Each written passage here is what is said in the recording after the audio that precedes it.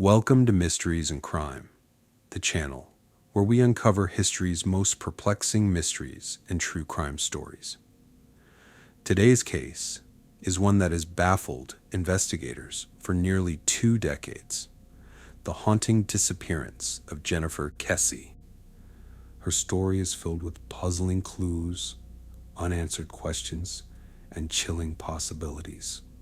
If you're captivated by mysteries like this, please like, subscribe, and share your thoughts in the comments below.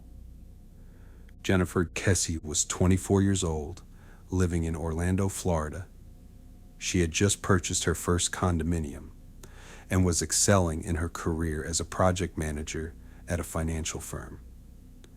Known for her independence, Jennifer had a tight-knit group of friends and a loving family who admired her determination and bright outlook on life.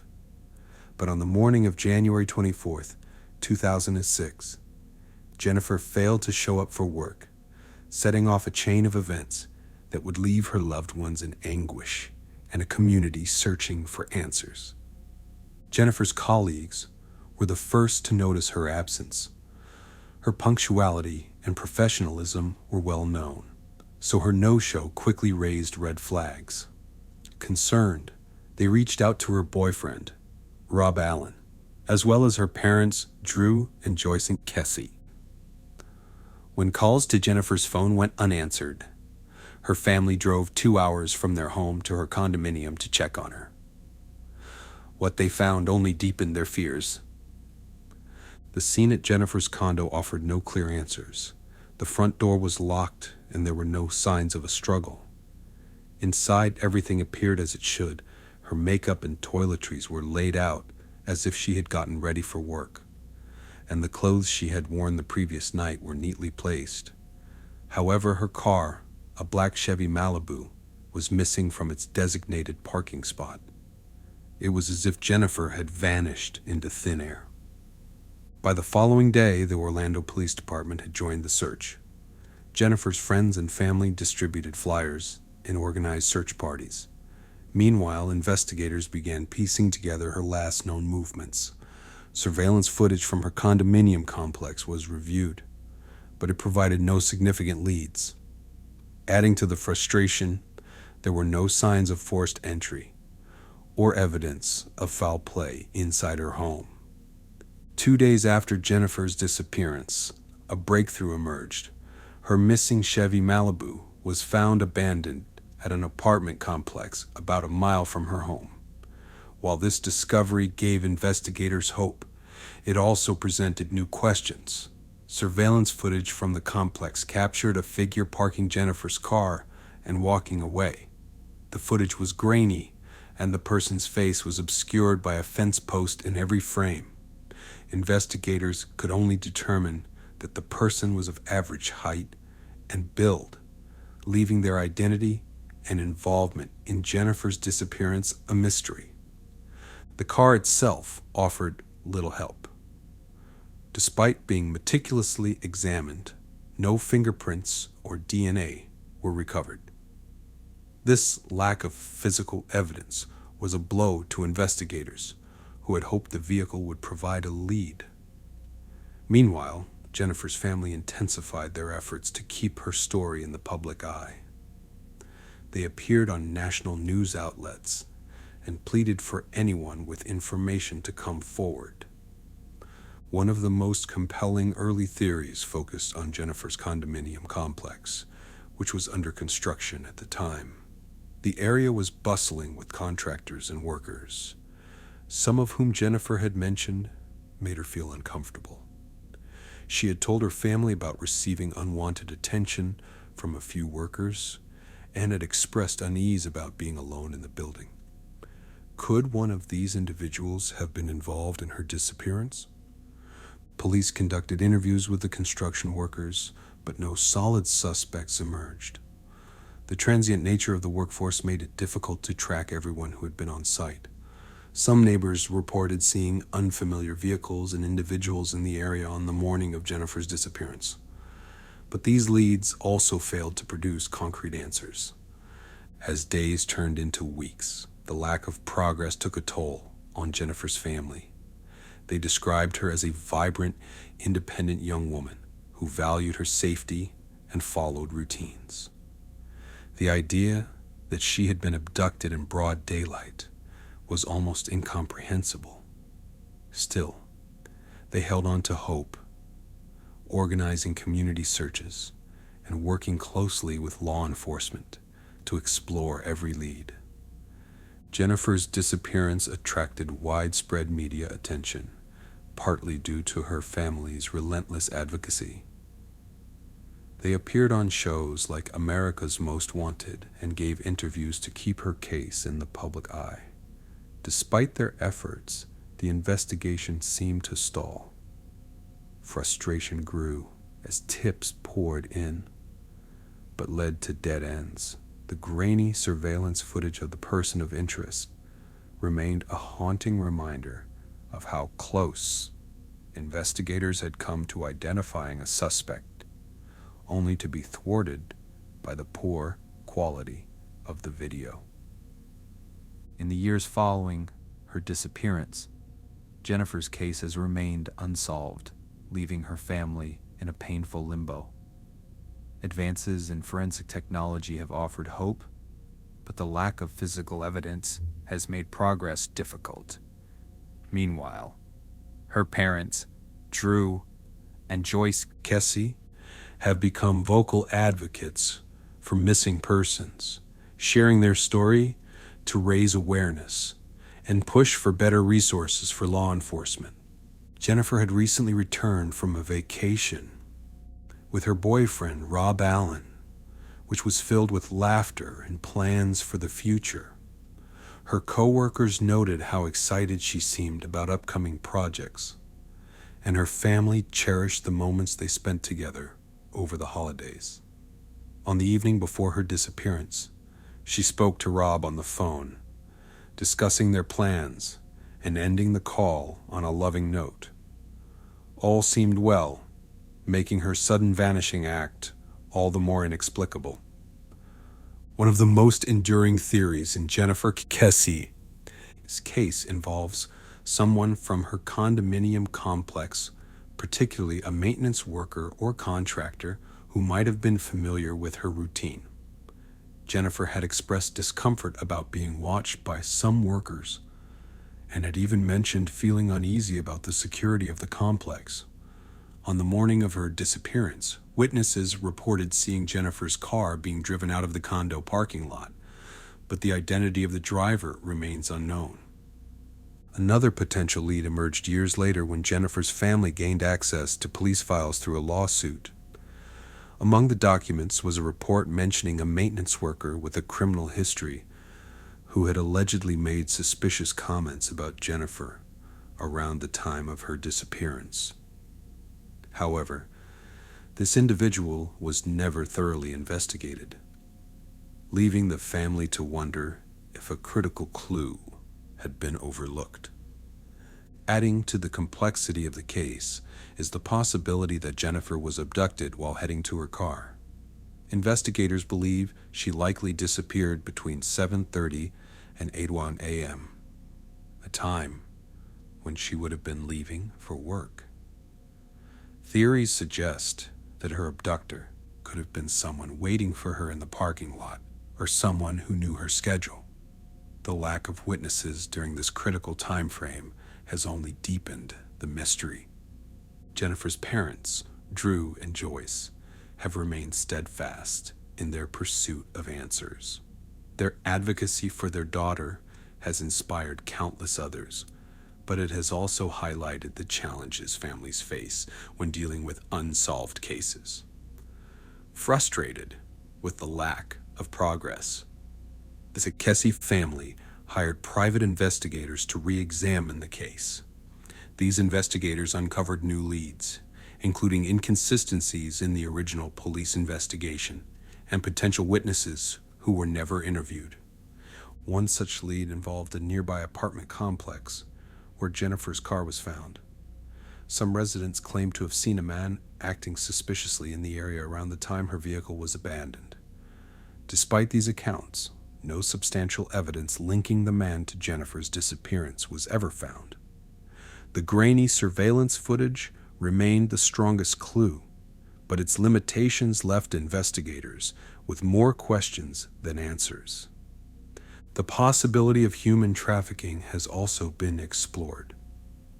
Some theorists speculate that Jennifer may have been targeted for abduction and trafficked out of the area.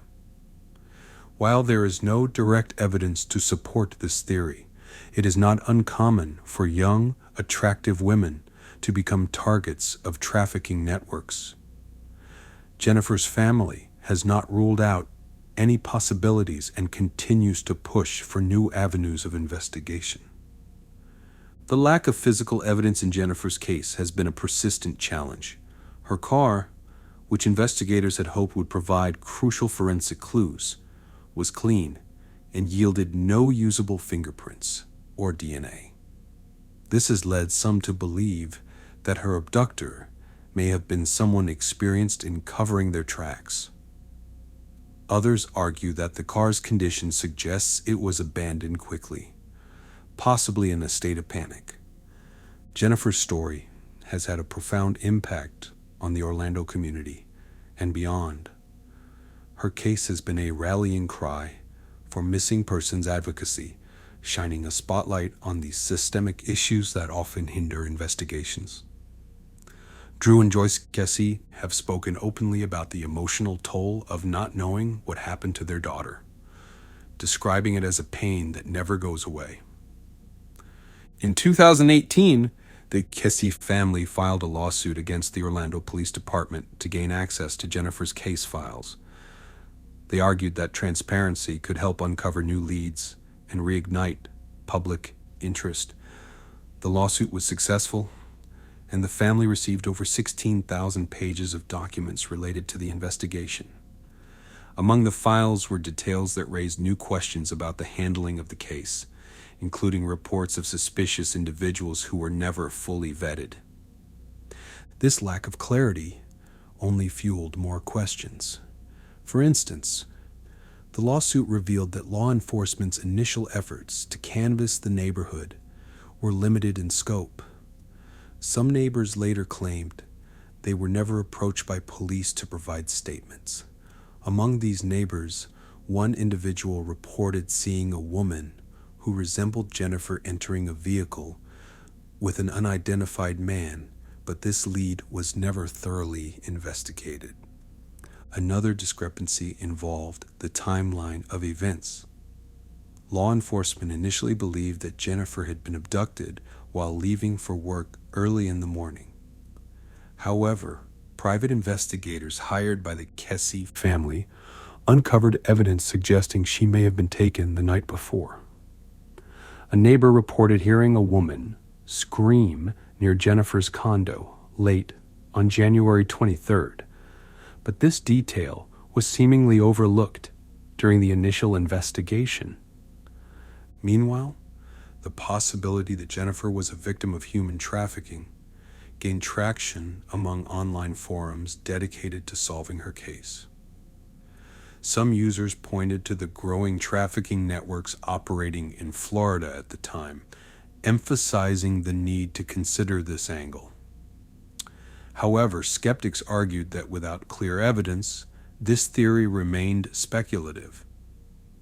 Despite these frustrations, Drew and Joyce Kesse have remained unwavering in their mission to find their daughter.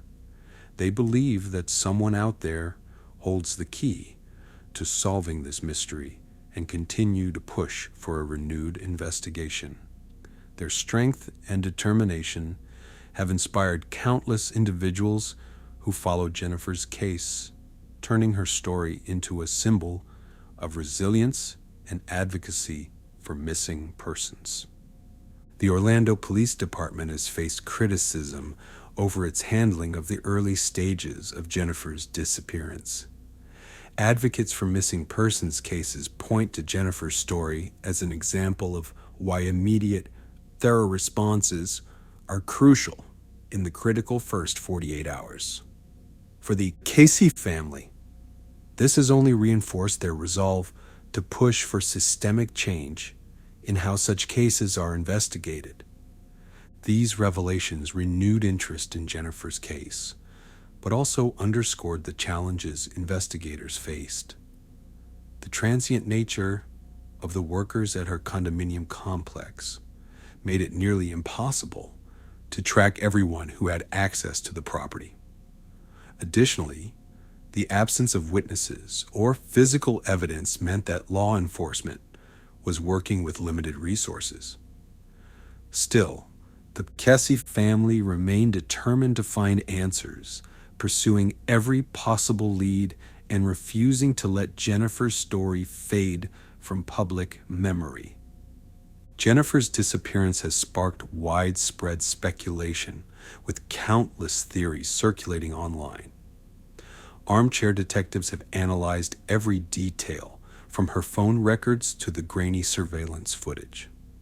Some believe the key to solving the case lies in the mysterious person captured on video, while others argue that the answer may be found in the construction workers who were present at her complex. Despite these efforts, the case remains a frustrating enigma. Advances in forensic technology have given the Kesse family hope that a breakthrough may still be possible. Techniques like genetic genealogy have solved decades-old cases, and the family remains optimistic that similar methods could bring them closer to the truth. Meanwhile, they continue to advocate for missing persons and push for changes in how such cases are handled. Jennifer's story is a reminder of the lasting impact of unsolved cases. Her disappearance has left a void in the lives of her loved ones and has raised important questions about safety, justice, and accountability. For viewers watching this, Jennifer's case is a call to action. Could the maintenance worker hold the key to solving this mystery, or is the answer hidden somewhere in the surveillance footage? What do you think happened to Jennifer Kesse? Share your theories in the comments below. Forensic science has come a long way since Jennifer's disappearance, and advancements in DNA analysis and surveillance technology offer hope for breakthroughs in cases like hers. For instance, genetic genealogy, a technique that uses familial DNA to track down suspects, has solved numerous cold cases over the past decade. Jennifer's family has advocated for law enforcement to apply such methods to her case, believing it could yield results where traditional investigations have failed. The grainy surveillance footage of the person of interest continues to be a focal point of the investigation. Digital enhancement tools have advanced significantly since 2006, and some experts suggest revisiting the footage with modern software to attempt a clearer identification. While this approach may not guarantee results, it represents another avenue that could provide critical answers. In addition to technological advancements, public awareness campaigns have played a crucial role in keeping Jennifer's story alive. Social media has allowed her case to reach a global audience, with countless users sharing theories, dissecting evidence, and generating new leads. Jennifer's family regularly engages with online communities dedicated to solving her case, appreciating the collective effort to uncover the truth. Jennifer's disappearance has also sparked discussions about safety and security in residential complexes. Many residents, especially women, have expressed heightened concerns about trusting maintenance workers and other individuals who have access to their homes. Advocates have called for stricter regulations and background checks for such workers, inspired by the potential link between Jennifer's case and individuals working in her condo complex. Through it all, Jennifer's family has never stopped fighting for answers. They describe her as a warm, driven, and kind-hearted young woman whose light touched everyone around her. For Drew and Joyce Kesse, the fight to find Jennifer is not just about closure, but also about justice. They hope that their relentless pursuit will lead to changes in how missing persons cases are handled, ensuring that no other family has to endure the same heartbreak. As we reflect on Jennifer's story, one thing becomes clear. Her case is far from over. With new technologies and renewed interest, there is still hope that her disappearance can be solved. For viewers watching this, we encourage you to stay engaged and share Jennifer's story. Could the key lie in the person of interest, or is there another lead waiting to be discovered? Your thoughts and insights could make all the difference. Over the years, Jennifer's case has drawn comparisons to other disappearances that were later solved, giving her family hope that the right piece of evidence might one day surface. Forensic teams have suggested revisiting the evidence collected from her condo, her car, and even the surveillance footage to ensure nothing was missed with earlier, less advanced methods. Meanwhile, Jennifer's story has become a rallying cry for community involvement.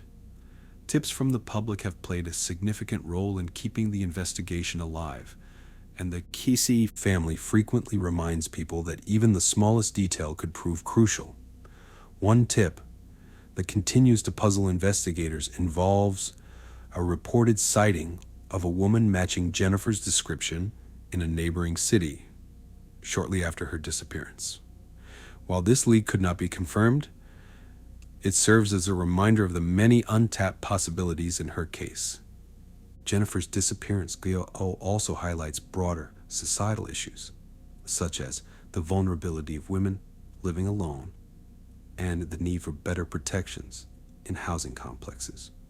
Advocates push for legislation requiring stricter background checks and enhanced security measures, inspired by Jennifer's case.